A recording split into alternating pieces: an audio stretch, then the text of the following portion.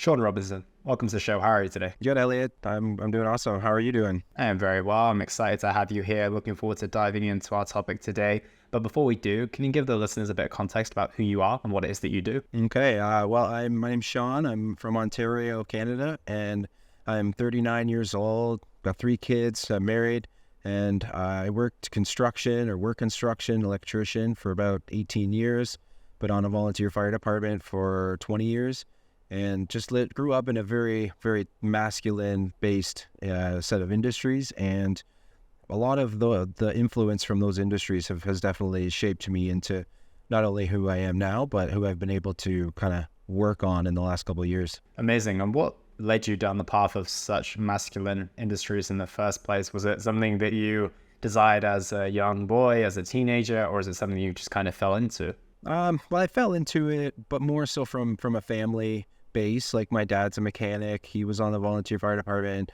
There was a different amount of my relatives that had different trade backgrounds, and it was just almost an easy thing. Like, after college, I took law and security, thinking I might go that route. I thought I might try full-time fire, but just all the extra education I was going to have to go to, and the no guarantee of a job. I used electrical as a bit of a background plan B, if you will, to develop into what I thought I wanted in those other careers. Got you. And obviously your story involves a lot of personal development. It's not too much about that career, but I want to go back into those early stages and discuss the different stages of your journey, essentially going through the challenges with alcohol, then going into the weight loss side of things and coming out on the other side with your half marathon coming up this weekend, which we'll touch on in just a moment. But during those years when you were working in those different industries, what was your relationship like with yourself and also with substances during that time? Well, to go kind of back to the beginning just a little bit, I knew how to mix good mixed drink for my parents when I was very young.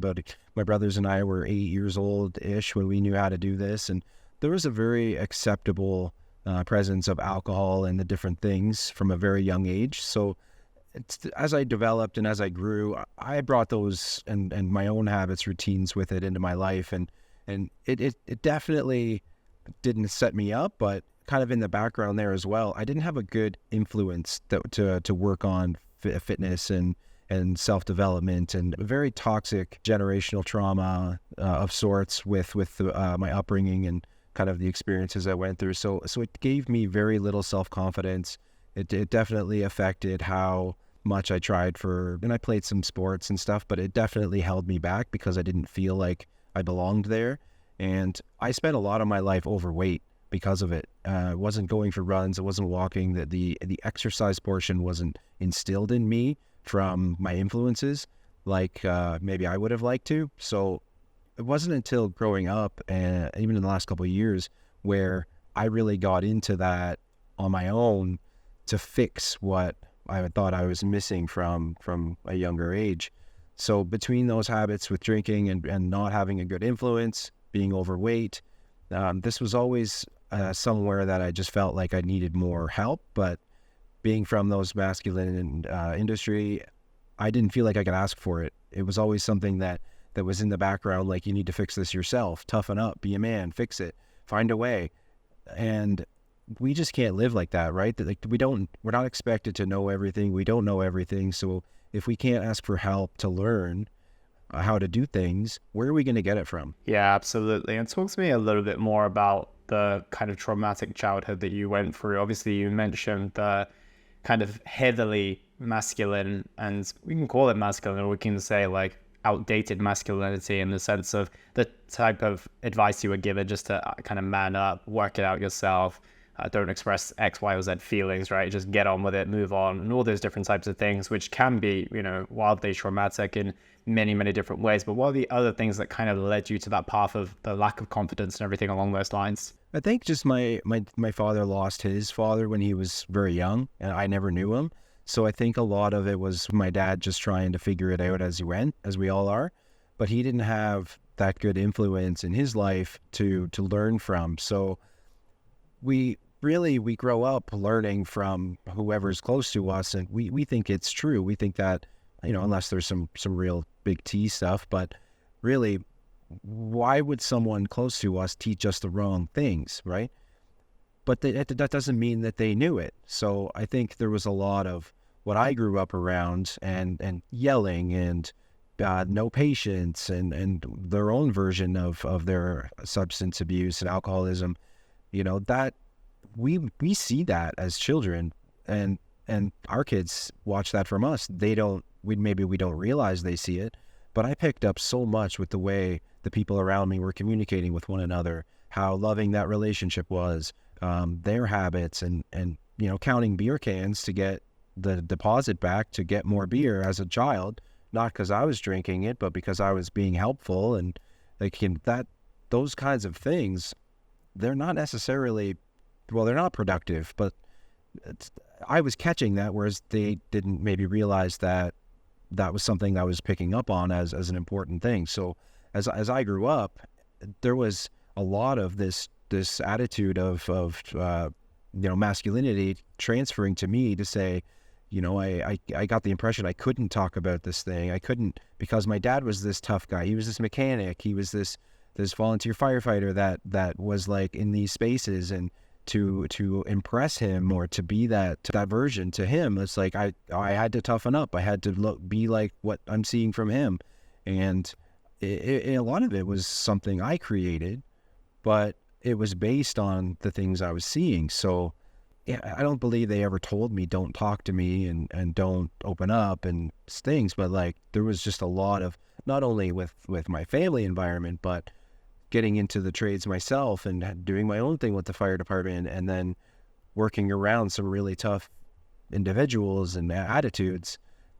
There was just you couldn't talk about it. You were going to get made fun of if you were opening up, if you were at all sensitive or showing any sign that someone could jump on. So it was very much a hardened position before I decided to be something I wasn't used to being, to make myself better. Yeah, absolutely. And I think even if something isn't said, like they didn't directly maybe say, never talk about your feelings, you didn't pick that up from nowhere, right? It's the environment, it's the suggestions, it's kind of the unspoken code, versus it doesn't need to be verbally said out loud for us to interpret things in that way. So I think that's one of the big things as well. It's like sometimes it doesn't need to be explicitly said. Quite often it's just very, very obvious, and it's just the way that everyone has always been.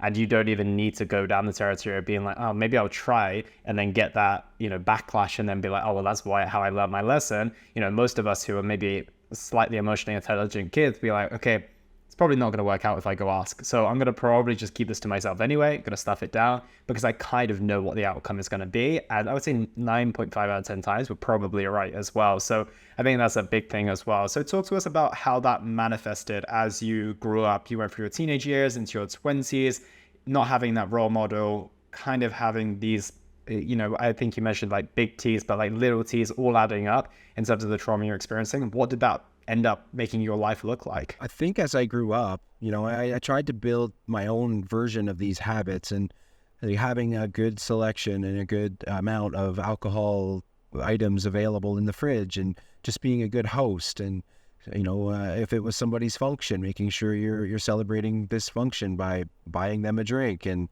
the whole game that we play around alcohol and drinking and celebration. And then just not, and then I really didn't think like I had an addiction to it, but my habits were very bad. Like they were toxic, and like I'd go camping and I'd bring way too much to drink, and it'd be like a mission to get through all of it. And there'd be times like, and COVID for everyone was bad, but the first year, like liquor stores and beer stores around me were all open, like they were accessible. So, and we're not allowed to go anywhere. And we just like, I was just easy, like, oh, I'll just get some drinks. And then we were doing Zoom drink parties and all these things with my social groups. And then I got to that point. I was 320 pounds at the end of 2020, completely miserable physically, mentally, and just needed something to change. And the big T's, little T's growing up around that entire environment of having to maintain this alcohol lifestyle and having to do these things, I just thought I reached a point where this was who I was. Like I was in my 20s, I was growing into my 30s, and I was this adult. And once you reach a certain point in your life, it's like you're now on that path to be who you're supposed to be. So to change that and to go through the extra work and extra effort to be different than that person that you think you're maybe supposed to be, like you have to do that on purpose. And finding that purpose and then learning what to do to go about that change, like there's a lot of information there that's just not programmed into us, right? We have to look for that. That's it. You have to intentionally break away from that programming, which is almost harder than to continue. To just comply and to kind of just let your life take you by whoever you think you are or whoever your experiences and your condition has shaped you to be is actually the easy route, right? And that's what makes the impressive things in life, like being in shape, being good with your finances, being a good family member, all these type of things, fairly impressive when you think about it, because you're actually working against the algorithm of what modern society is. It's much easier to be overweight. It's much easier to be in a financially poor position. It's much easier to spend your time watching Netflix or whatever than watching something on personal development, right? You have to work against the algorithm because we have these conversations. We talk about self-development. This podcast is all about, growth in every sense of the word. But when you actually step out your bubble, you actually realize the world around you is still like 80% doing those other types of things. And I think that obviously the idea of this podcast and these movements and work that you do is to encourage more people to come into this bubble, to make it more of the 80% versus the 20. But I think that that's what we have to recognize, is that you're going against the grain of kind of modern society and what your conditioning has built you into being. So I think that's a huge, huge step that you took. And what led you, like you said, you didn't realize that it was an addiction. What led you to realize that it was genuinely an alcohol addiction? Well, I'm 5'10", and I reached that 320-pound mark, and like everything in the mirror, everything I could see, everything everyone around me could see, and how I felt about what they were looking at was just, it was very heavy for me, almost pun intended there. But and then the way I felt inside, the things that people can't see, right? That the stress of how, like showering with like not being able to reach everywhere, even just going to the bathroom, and then the stress of like walking up and down stairs and being out of breath, and how you feel in clothes, and buying those extra large, whatever.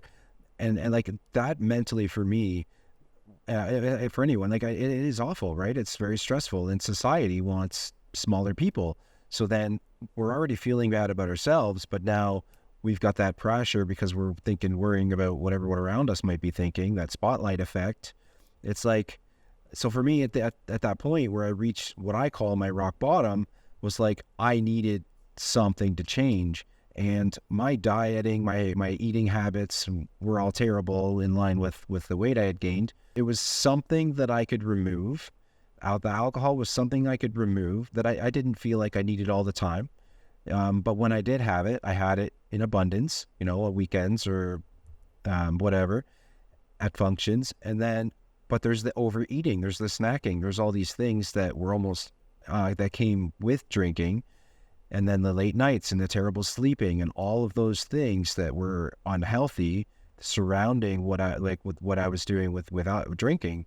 So by starting with a dry January, and then I wrote my book, Going Dry, My Path to Overcoming Habitual Drinking. It started as a journal for me, which was never something I was going to do in this like construction life with people bugging me about it. We can get to that. But this journal was a place where I just beat myself up and documented how I felt. But when I started that journey of losing the weight and trying the diet, I started writing these things down. I started, what worked, what didn't work, and committed to dry January. When I got through dry January, I just didn't feel like that was enough. And I started to open up to more personal development, self-help podcasts, books, really going through a transformation to become where I'm at now. But in that moment, someone that was open to the information I definitely wouldn't have received before. And what do you think made it stick? Do you think it was like, wow, there's no lower I can go here? Because I think a lot of people have these moments where they know they're in a bad position, but it takes a certain kind of tipping point to turn it around. Was there a moment for you where you just, I don't know, looked in the mirror and it was just, all too much and you're like, okay, this is the choice I make, it lines up with this dry January? Was there kind of an immediate decision, or had this been kind of been building to this moment and it was just an accumulation of all of those feelings? It was definitely an accumulation, but that journal that I started at the end of 2020, like this was before I had committed to dry January, and this was not a place I was nice to myself in. Like there was a lot of confusion, and I share a lot of this in the opening of my book because that was my starting point. But like there was things I'd say in there, like I felt like I know what I need to do, I just need to do it, which is a statement that I think is wrong, because most times we don't know what we need to do. We think we do. Or we would be doing it, right? Right, exactly. So I was saying those kinds of things, and I felt like I should just know automatically, because I'm 37 at the time, 36. I should just know how to do this, but we don't, and I didn't. So when I decided in that moment, that journal kind of led me to that tipping point where it was like, okay, you've never been 320 pounds before. You feel terrible. You excuse it all the time. You're making up excuses. You're not a victim here. Like you have control of this. So what I didn't know in that moment, because I wasn't reaching out for help, because I felt like I had to fix this on my own. I felt like I couldn't ask for help, and it's terrible. It's wrong, but it's just, I think it's almost normal. We just close up and we have the pride, and we're not going to be vulnerable and all those things. But that's something you grow into. And in that moment when I wasn't doing this thing anymore, it was because of how I felt in that moment. But sorry, I wasn't reading the books and doing the things, but I started small. So the biggest thing with anything, right, is start small and work your way up. Well, by committing to dry January the way that I did, and taking it, day, a week at a time, and then getting to the end of January and thinking, well, I don't feel like I'm done now. Like I want to do February. It's a short month. We'll commit to now 60 days. So my 30 days became nearly 60.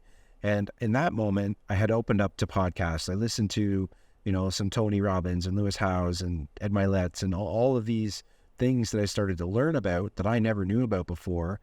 And what really got me into it was because there's so many, celebrities. There's Kobe Bryant, there's Terry Crews, there's all these actors and athletes that I felt like I knew, at least knew enough to relate a bit to where they were coming from, because you don't hear a lot of this side of these people. You see them performing in the whatever, but then to hear like they have these different mental health things, you're like, okay, well, maybe it's normal that I have this stuff too.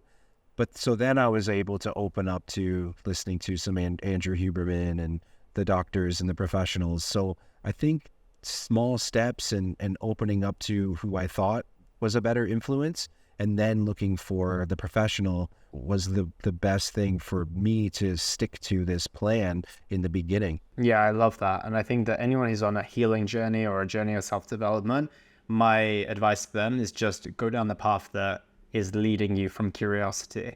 Like whatever seems appealing to you. If someone says Andrew Huberman is the place to go, you might get overwhelmed by the scientific talk and it might turn you in the opposite direction. But if you do go for like something like a little bit more entry level, like Lewis Howes, for example, or even just something that's on your favorite celebrity and you didn't know there was a side of them, like you said, there was a dark side that they never spoke about, like start there and start listening and then just travel down that road of curiosity, and you'd be amazed at where it eventually leads you. And obviously it led you to a kind of a full-on transformation alongside a lot of other different things as well. And I want to talk about the potential struggles along that path as well. A big thing that I find a lot of people struggle with when they give up alcohol is the social pressure. You mentioned that a lot of your identity was kind of tied up to being the guy who brings the drinks, who gives the person the drink to congratulate them, who's got the beers on the way to the camping trip. How did you start to create this new identity that Sean wasn't the guy who brought the alcohol, but Sean was the guy who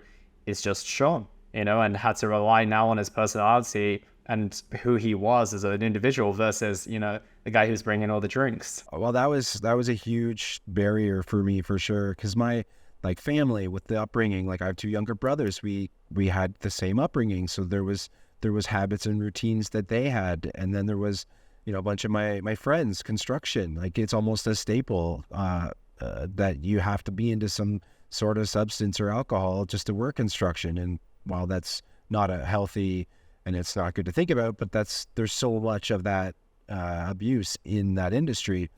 And like the fire department, they were never related, and because it was volunteer, it's on call. So if you were drinking or doing something, you just don't go. But like we were like family, a lot of my friends that were there. So if we weren't on call, those were the people I was spending time with. So like to just not be this person anymore that I was, yeah, it was a huge barrier because everyone expected that same version. It was like once I got through dry January, which people were receptive to, it was like, oh, you made it, cool, like let's have a drink. And like it took convincing, because like I was still trying to figure this out too, right? I was just getting into some of the content that was going to give me some tools. But in that first month, it was like, I just need to get through this month. And then I had to try and convince the people around me that no, like I'm good. And one of the biggest barriers, one of my friends was getting married that year, and I was in his wedding, and we had all these wedding functions, bachelor parties and such. And I had committed, once I got through my February, I committed to that 100-day mark, which was right around when the wedding stuff started. And I thought, like, never in my life, since I was like 15, 16, have I gone this kind of duration not drinking. So I thought, like, why don't I commit to the year? How cool would it be if I could do this for a year? And then this wedding thing came in, and every function, my buddy was like, oh, yeah, well, you'd better fucking drink at my wedding. Every function, you'd better be this way at my wedding. And his wedding was like September, October. So like I was committing to the year at that point, and then had this hanging over me every time I saw him, every time that we went to a function. And I'm just trying to figure this out. I'm just trying to determine where I'm headed with this development. I'm feeling great. I'm more patient, and my 3 young kids, like I'm a better father. I'm a better friend. I'm all these things, and I'm still expected to be drunk at this guy's wedding. So like there was so much anxiety and so much pressure to maintain that person that I was trying to get away from. And I just had to stick to my boundaries. I just had to stick to the plan. And you know what? He eventually came around, but there was a lot of anxiety in that year. And this is all in my book because this was important to my development, to where I gave myself permission to be different. It was such a huge part of and a huge barrier. How did you give yourself permission to be different? How did you follow through on that with conviction? I don't know where it came from. Like right in the beginning, as I was journaling, I gave myself rules. I set myself some boundaries. And in the experience over the years, like not everybody around me drank all the time, right? But there was some people that if they weren't drinking at a function, they'd have their bottle of water, they'd be sit in the corner, or, just kind of be there for the sake of being there. But you're feeling as the one participating that there's judgment, there's these things. So, one of my rules was basically I didn't want to be that person. I wanted to play the game without playing the game. So I had a Yeti coffee mug, and I'd pour whatever I wanted in there, and just look like I was playing the game. Another rule I set for myself was to have fun. Like don't not go to things. Don't make sure that I participate, because I didn't want to hermit, because that wouldn't help me get over the other things. So setting those rules for myself, having a bit of structure, and I'd learned much more later about how important that is for us to do, really gave me a backbone in those moments when the pressure came on, and availability and all those things. So when I got to, about not halfway through the year, but kind of to a point where the wedding was over, September, October, I had the most confidence, and I didn't feel drawn to it at all. Like everyone around me knew what I was doing. I didn't have an issue saying no thank you, even just having that bottle of water or something at a function. Like I just felt comfortable with the decisions I had made. And at that moment, it was kind of in line. A friend asked me how things are going, and I was like, oh shit, I could write a book. And the expression was not because that was my intention. This was my journal. This was a place for me to reflect on how I felt. And when that moment happened about October, I was like, this is what I needed when I started. This is what I needed to give myself that permission to change, to give myself structure. I needed somebody else's version of this that I could relate to, versus the Kobe Bryants or the Andrew Hubermans, which wasn't the level I was at. It was like, give me that real trenches level perspective of how someone got through this stuff. And once I had that conversation, it was like, you know what, I needed this. And my mission at that point was to do whatever I could to help my former self. It was a point where I wanted to work on putting that out there. And I think it's so important because realistically, it's a challenge that so many different people face, but they don't even realize they're facing. And do you think that the challenge is that it's so disguised, very, very easily disguised within our daily life, all of these events that we go to, that none of us really recognize that it's a problem? It's the same in the UK where I'm from. You know, it's so normal for people to go out to drinks, to the pub after work. If you walk through London, especially in the more businessy areas, it won't surprise you to see hundreds of people gathered outside pubs drinking. It's a super normal part of the culture. And same goes for any type of wedding. I'm sure that's kind of more international, but just about everywhere you go, someone is offering you a drink and you're almost considered the unusual one if you're not drinking. That's the crazy part about alcohol. You know, when it comes to drugs, depending on what circle that you're in, it's not so much like that. There isn't really any other thing, maybe aside from food. That's another one where people will start to look if you're the one ordering that quote unquote healthier meal compared to someone else. But alcohol is just one of those things where you're considered the unusual one. So do you think it's a challenge because it's just so well disguised in our lives that we don't even see it as something that could even be a problem because everyone else is doing it? It definitely is. And it's often paired with food. Like you mentioned food, like they're often together. And I think a lot of the traditions, like you've got family traditions, you've got, function traditions, all these traditions are centered around it. And I've been on a few podcasts actually from the London area and Australia, Africa, and it is amazing how much this translates. And I didn't realize it was that common. But a lot of the expectation to drink is like it's marketed that way, right? Like all the advertising, it's this great time at the beach or the concert or the function, and everybody's having a great time, and it is such a social staple that it's easy to just do that because we already know how to do that. It's like the other comment I made about realizing you have to make that change is like we don't even think about it that it is that bad or that we need to change it because it's just what everybody's doing. But like if it's a tradition or if it's something like let's say drugs for a second, like you're right, it depends on your circle, but are you just going to do it because it's a tradition with somebody, right? Alcohol is such a funny thing because if you decide you don't want it anymore, or if you're not eating sugar and it's not because of a medical thing, you have to explain it, right? It's like you have to explain why you're not doing that anymore. And for me, like I wasn't doing it because I felt like there was a problem. Like there was probably moments for sure, but it wasn't because I was mandated or because I had to do it.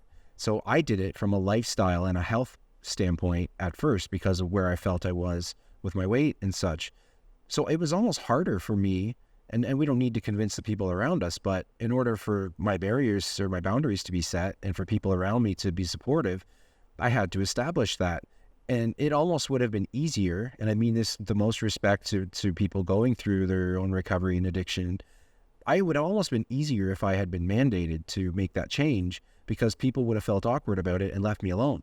They wouldn't have talked about it. It would have been easier it would have been awkward still for me in that moment, but like I wouldn't have gotten all the pressure and that, oh, you made it a month or you're 100 days now, or you better drink at my wedding. It's like, and then the way it translates to anything, like what if it's not drinking, right? What if it's something else, a drug, or what if it's that meal that you're having and someone's pushing dessert on you and you're doing everything you can not to have that because you're feeling good with your health and you just don't want that in your life, but you're feeling bad because someone's trying to host, trying to push. Like replace the alcohol with anything that you're not wanting in your life, and it's almost the same tools that you need to get through that moment. At least I found with everything else I was working on. For sure. And it blows my mind to think that we're in a world where we literally have to take it to the point of being like medically in a poor position where it's almost a necessity to put your life in a better place. Like it's kind of getting to a position where it's going to be life or death if you don't turn it around, for people to genuinely accept the choice or the decision that you want to make in regards to food and alcohol. I think if anyone's listening who's ever been the person in that situation who's faced the social pressure,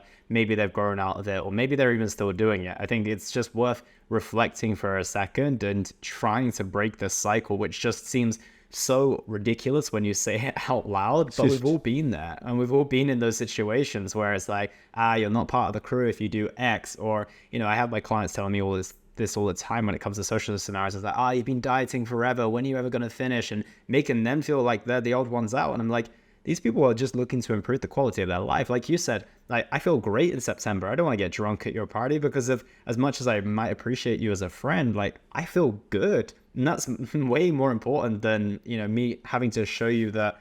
And it's for what? That's the thing as well. And I think that's when we realize that a lot of our friendships aren't really that held together. I was speaking to another guest a couple of weeks ago, and he was like, a lot of the friends that I thought I had, once we took the alcohol away, those friendships weren't so strong anymore. And I think you start to really see those things once you start to take away like this clutch that's kind of holding you guys together. Oh yeah, definitely. And then I think to hear that statement, people get worried because they're like, oh, if I change, I'm going to lose my friends.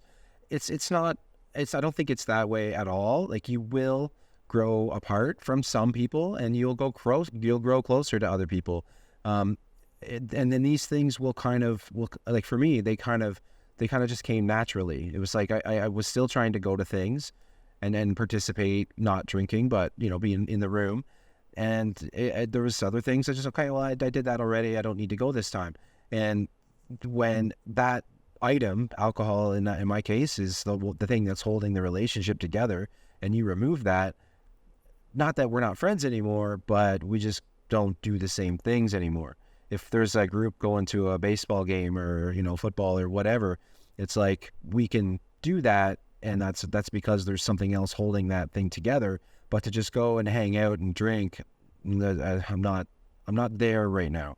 So this was never a place for me to judge anyone else. This was my own journey and my own decisions. So I didn't want to put that on people, that I can't be your friend anymore because I'm doing this thing, because it was never that way at all. It was just, yes, you will grow apart from some people, and you'll grow closer to other people. Like, I've made different friends. I've put myself in other situations where they're not alcohol based, and then I'm meeting people, even in this environment. Like, even for you and I to have this conversation, like, I would have never been here with that old life. So there's definitely that's room. True. Yeah, it's one of those things that when you let go of something that maybe has seemed so comfortable and so habitual, you don't realize that you're just letting go of that. It's not just this enormous loss. It's like, well, that leaves space to fill it with something that actually suits where you're at within your life right now, because of, like we said earlier, in terms of the identity piece, in terms of the conditioning, it's like that was kind of in a way delivered and given to you based on your circumstances and your environments. But then, like you mentioned, once you tap into that realization that, well, actually, I steer the ship of this boat, it's not driving me along. I actually have my hands on the wheel, and I just need to choose the direction I want to go in. All of a sudden, you can go to the destination. You can start to fill up your time, your space, your energy with things that genuinely suit you at this moment in your life. And I think that's a beautiful statement as well, is to not recognize that you're just letting go. And yeah, you might be letting go and it might be scary, but you have a lot of space to fill in with a lot of beautiful things that will probably serve you better as well. And one thing that I found when I was looking at the reviews of your book on Amazon is someone mentioned that you missed out, or you brushed over in your book, the idea behind, like, when you went through that situation, you didn't speak about the coping mechanisms that you used to get through this stage, right? Someone mentioned that, they would have liked to hear what practical strategies you applied, maybe, on those days where you felt like you needed a drink, what did you do instead, etc. So I'd love to answer that person's questions of, like, on those moments where it felt challenging, where did you direct your energy instead of leaning towards what was very normal for you? That's definitely something I've addressed since then. I mean, when we do those things and you get it to print and you send it out and you see the review or you hear the feedback, you're like, oh yeah, that could have been in there a little more. I definitely have some of that in there, but it depended on the moment, right? Like, if it was somewhere where, and this translates better to where I was more present with my kids even, because there'd be functions where I'd be more worried about having drinks with the guys and like say it's a family function and my wife's talking to that she's dealing with the kids or talking to the girls or whatever, I would just go play with the kids a little more or be more interested in what my kids are doing or helping my wife with the kids than being over in the corner talking to the guys. Or in another situation where maybe there's something else going on, and I don't mean going to play with their pets, but there's enough distractions usually where, you know, we can be in the moment, we could be in the room, we can communicate, and things that I did were just change the subject or talk about different things, or like I said with that coffee cup, just having that drink in my hand, if it was water or sparkling water or whatever I put in there, it was just the mechanism of having that, sipping on it, everyone else, and just being in the room. One of the mechanisms, like I was saying, not avoiding these functions, just by going and establishing that, I just don't want to drink, or having something else. It was difficult in the beginning, like I said, about making people or convincing people that I meant it this time or that this was just who I am now. But definitely people expected it. And then like even my brother, like my own brother was asking me, because I turned a beer down, if I got my coin yet, because he was upset that I turned it down. Like even he later was supportive and had some non-alcoholic options or had some things that way. If I came over, there was something there. So to answer your question, there was definitely a few things that I tried that worked, and it was just good to see the support come back around. Yeah, I think that's one of the biggest things as well. And I say this to my clients all the time as well. It's like, there will be people who completely understand and they will be supportive from day one. And then there'll be other people, and sometimes they're the closest people to you, who just will either not get it or they'll choose not to get it. I always put the responsibility in my clients' hands. I say, communicate why this is important to you, why this time is different, and what you're committing in terms of time, energy, money, whatever it might be. And then outside of that, if you've communicated the importance of this to the person that cares, the rest is on them. And you just have to like create this shield and this bubble around you and lean on the people who are genuinely there to support you. Because if outside of that, if you've communicated and they're still not understanding, that's a choice, right? If you don't say anything at all, they might just be like, well, you know, Sean was the guy who always used to drink. Why is he not drinking? That is confusing. But if you've told them that, you know, this is not who I am anymore and I'm transforming and I'm changing, then, you know, that really, really puts it back on them as well. So I'm glad we've made that statement. And how did this change your relationship with your wife? And obviously you went through your rock bottom moment with her, I should imagine. Now you're on the other side, you're about to run a half marathon, you're 100 pounds down. How has that changed your relationship with the woman you were with during that time of despair? It's changed immensely. There was moments, because I was becoming this person that I didn't like growing up. My parents are still around, and we know that relationship. There was times where she'd see my dad in me, and it would start a fight when she'd bring it up, because my dad's not that way anymore. But like there was those moments, so she knows that was the history. And there'd be moments that were like, we go to a function, and with our 3 young kids, like she didn't drink during her pregnancy, of course, and she didn't drink during breastfeeding, and there was. And then after that, like she just didn't really want to much anymore. So that gave me a designated driver all the time.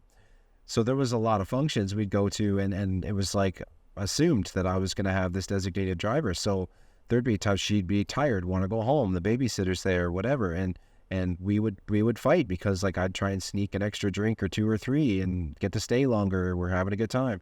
So a lot of tense moments. It was getting to a point, and I found this out later, that we were going to have a really serious conversation soon.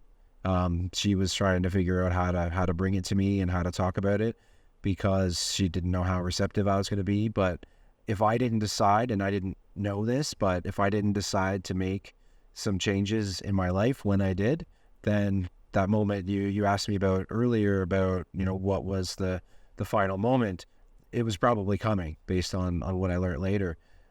So since then, all this development, it's helped our relationship immensely. Like I've done a complete transformation. I'm more positive. I'm not looking for negative all the time. And like our kids, my middle child's got some anxieties and some some things we're working through with him. But we started this thing at dinner, and it was in John Gordon's book, The Energy Bus, about your favorite moment or your favorite golf shot.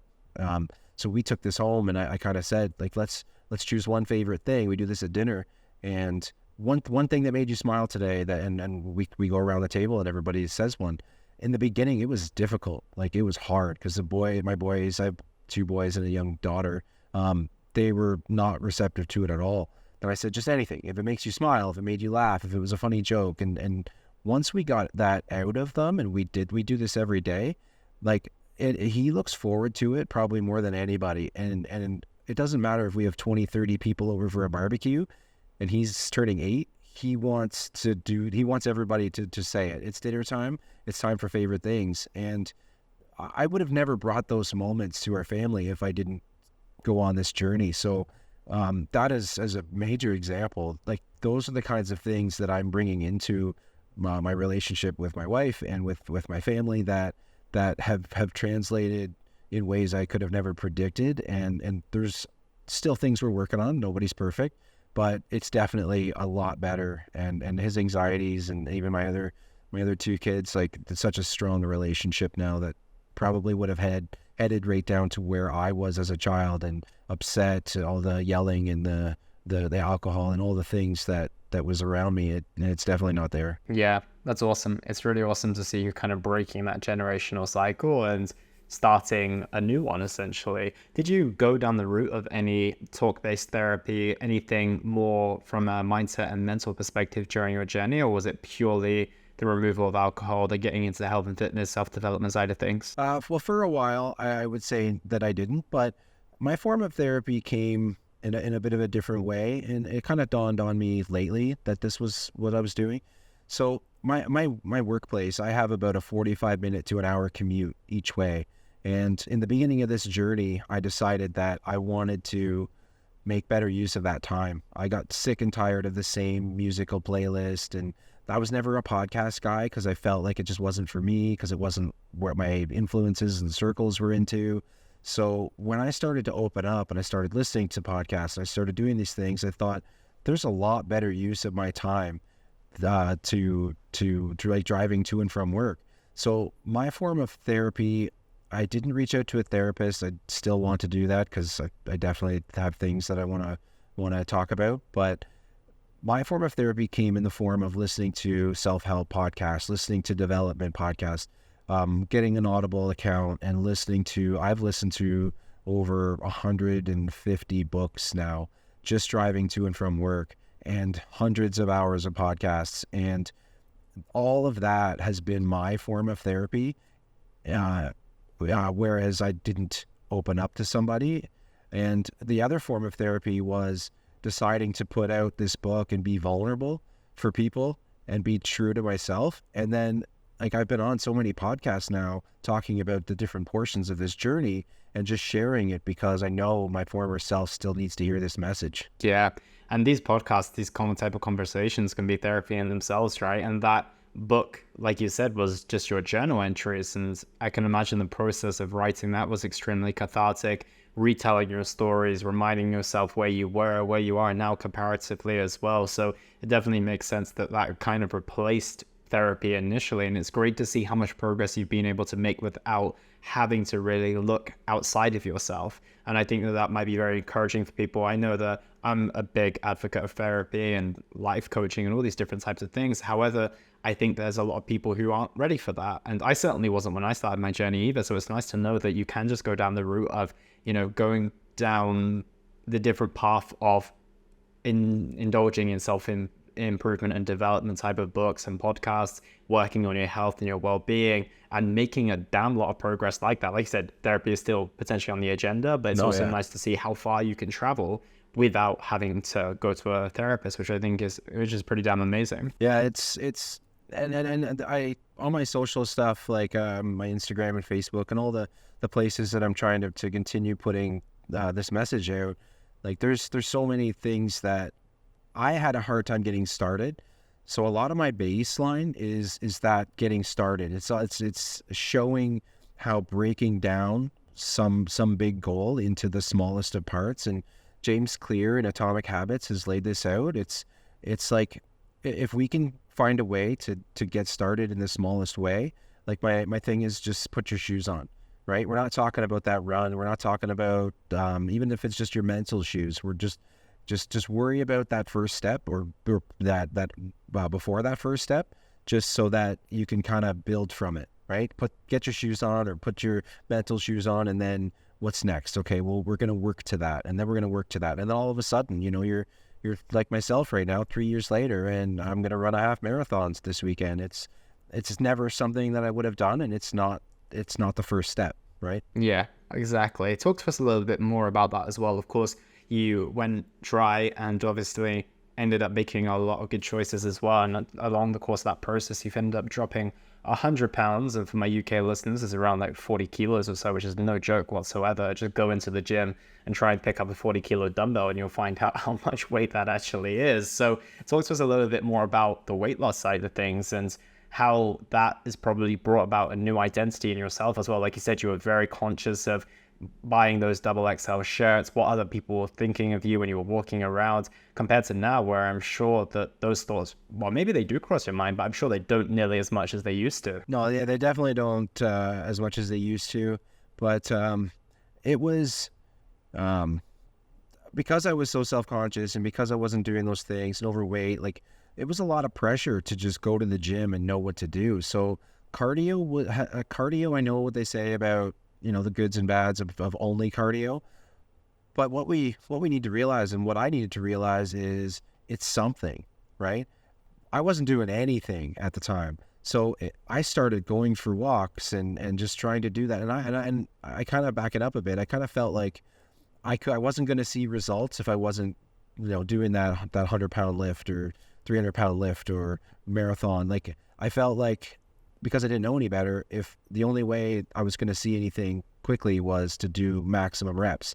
And it's the wrong way to think about it, right? Just go for a walk. And I started just by going for walks. I started, the elliptical, so my knees weren't getting, as much impact, and just going for that walk, but doing it daily, or doing it, on a consistent basis. And all of a sudden, that walk became a bit like I was jogging, and then I thought I needed a challenge. I've always, been one to have a better, I think naturally we work towards things better when we have our goals. So I found there was going to be a 5-kilometer race nearby last spring, and it was never something I did before, right? I'm feeling self-conscious, my confidence is low, all those things. But like, I've been running for the last year, and I was like, I'm going to challenge myself to this 5K. It's not very long. I should be able to do it. And it'll be a real test, because I'm going to be around all these people, all the spotlight effect I felt, because they're all judging me because they know I've never ran before and I don't belong here, and all of the anxieties I felt in that moment. So I signed up for that race, and then it felt so good. I ran the whole thing. It was I'd never done one before. So just finishing it in a reasonable time was huge. And then I had another 5K race. It was for a mental health charity, and it was a really cool thing, because it fell in line with what I was trying to do as far as, these goals and this mission. And running that one was another feel-good moment. So I was like, this is the spring, getting into the summer here, and I'm like, I need another goal, but I can't do it in July or August. The heat and the humidity here, it's not comfortable. I don't want to like sign up for something that I'm going to not be able to at least have a good go at because of those things. So October 1st, I found nearby, half an hour from me, there's this half marathon, and I'm like, you know what, I can work on that this summer. I was getting up earlier every day, doing my runs when it's cooler out, and decided that was going to be my next goal. So I'm coming up on that this weekend, and just that half marathon and being to prepare for it and run, like it's been such a cool experience, and I'm going to give it a good go. And worst case, if I can't, I can walk it, right? I can finish walking it. Like I'll finish it. It just may be that I have to walk part of it, and that's okay too, right? We just do what we can. That's it. And I love that idea that you didn't feel like you needed to be the best at things. I think that's a big issue with people getting into things when they're a lot older. When we're children, we're happy to start anything and also accept the level that where we're at. Like if I jump on a skateboard at 8 years old, I'm not frustrated that I can't, hop off the curb or whatever that might be. I'm just happy to be on the skateboard, and I understand that if I fall down, I need to get back up again and I need to just keep going. Whereas when we get to an adult, it's like we almost expect ourselves to be competent immediately. Like we have to be good at this thing, and not recognizing that obviously just like when we were a kid, it takes a lot of time and effort, and we don't want that fear of, like you said, not fitting in or just feeling a little bit embarrassed and feeling incompetent, because of in many areas in our life, we only kind of start doing those things that we're competent at when we're adults, and we kind of stay stuck in this lane of, okay, I'm only going to do the things I'm good at, and I'm going to try the things that I'm not. But you've gone into a realm and a world that you never probably thought you were going to, started with that 5K, and now you're going to be entering the half marathon. And, now I'm sure you see 5Ks advertised and you would be like, well, I could sign up and do one of those tomorrow, compared to before when that was a big stretch, right? Yeah. And it's kind of a good way to think about the growth that I've been able to do with, being uncomfortable walking because of the weight, and then just over time, not feeling the pressure, but staying on my plan and having these small goals along the way. It's like that marathon or half marathon can be possible, and maybe the marathon's my next step for next year. Like it's just taking one step at a time, breaking it down smaller, like the way we can do it with anything. And I started doing workshops at my local mental health unit, and I'm hosting these things, and that's my focus, is just breaking down our excuses so that we think about having different, we get rid of our excuses and challenge ourselves to actually do these things. But then also, to break down those goals into small, achievable sections and just kind of working through it. Yeah, and something you put on your Instagram is old thoughts to leave behind, which I really like. And I don't know if this was included in that section, but one thing you said is that no one's coming to save you. You need to save yourself. And I really like that one. What did you mean exactly by that? Yeah, I think I'm up to 13 or 14 of those old thoughts. They're just a nice way to say they're excuses, right? So like myself, I learned later that I was responsible, right? We're responsible to a certain point, like the way that my influences led me to where I was, and not knowing certain things. I didn't have, like, my family, they're not runners, and while they may have been athletic in high school, I didn't see it. When I did, it was in a beer league, hockey or baseball, so it was almost different intentions. So not having that influence, needing to create it myself. But like, no matter what we're dealing with, if it's weight loss, if it's diet, if it's fitness, if it's, you want to upgrade your career, so you want to read more books, you want to take more courses, nobody's going to do that for you, right? If you want something, figure out what has to happen to get there, and you have to be responsible for yourself. Nobody's coming. There's no magic wand. There's no fairy. There's none of these things. It's like, you have to do this. You don't have to do it by yourself. It's important to have coaches and mentors and all these things. And a team, maybe you need to have friends that are going to do the same thing, and you challenge each other. All of those things are important, but you have to be the one to make the move. Yeah, I couldn't agree more. I love that quote because realistically it encapsulates your story very nicely as well. It's like all of the things that you're doing now, every step that you've taken was there for you, but it wasn't going to come and tap on your shoulder. You were the one who had to get the momentum going. You had to create enough inertia to start pushing it forward so you could bring more of those things into your life. And I don't know if you found this was the case as well, but once you started doing one thing, it was like it opened one door, then it opened another, and it opened another, and you're like, oh, okay, this is the path. And it's like these gentle nudges from life. But initially, to get those nudges, you have to open your eyes to see them, and you have to kind of be saying, I'm headed in this direction. I don't know what paths necessarily I'm going to take, but I'm going to be open for my intuition to guide me and these little helping hands along the way. But you have to start it ultimately. You have to, like you said, take that responsibility. You have to be extremely accountable to yourself. Otherwise, it's just not going to happen. Mm-hmm. And it does. It compounds. Like when this started for me, like it started with the commitment to not drink. But as I learned about, changing habits and the 100 days to change a lifestyle versus just working on a habit or whatever, I started with brushing my teeth, right? It was something I didn't do as much as I should have. Didn't feel great about it, but it was an easy first thing to try some of this out. So I had my calendar, which I still do. I wrote every morning I'd brush my teeth was a check mark. Every evening was a check mark. And I would just see all those check marks come up. And then once I got to, and there was other things in the meantime, but for this example, once I got to the 100 days, I was like, okay, well, awesome. I made it every single day. Like if I got into bed and hadn't done it yet, I would get out of bed and go and do it. Whereas in the past, I'll do it tomorrow. And so once I got to that 100 days, it was like, okay, well, I'm going to challenge myself now, and I'm not going to track it. I'm not going to check mark anymore just to see how this goes. And like it had become something that I just did now. Like, and that was the first thing I did. So seeing how that 100-day mark worked and documenting on the calendar and tracking it every day and all the consistency and all those things, like my calendar at that time and then now, like it had circles and check marks and squares and squiggles and numbers and all these code things that nobody knew what they were but me. And everything was, I'm drinking more water, I'm brushing my teeth, I'm not drinking, I'm exercising, I'm whatever. Even if it's just putting my shoes on, it's just whatever it was I was working through for that term, that 100-day period was on the calendar. And because I didn't write it out, nobody knew what these were. I didn't have to explain to anybody if they saw it. I didn't have to put myself in a position where I had to talk to somebody if I wasn't prepared to. So like that documenting is very important. And the 100-day mark, like when I got to 100 days not drinking, it wasn't enough. And I'm still not drinking, and I'm much happier doing it that way.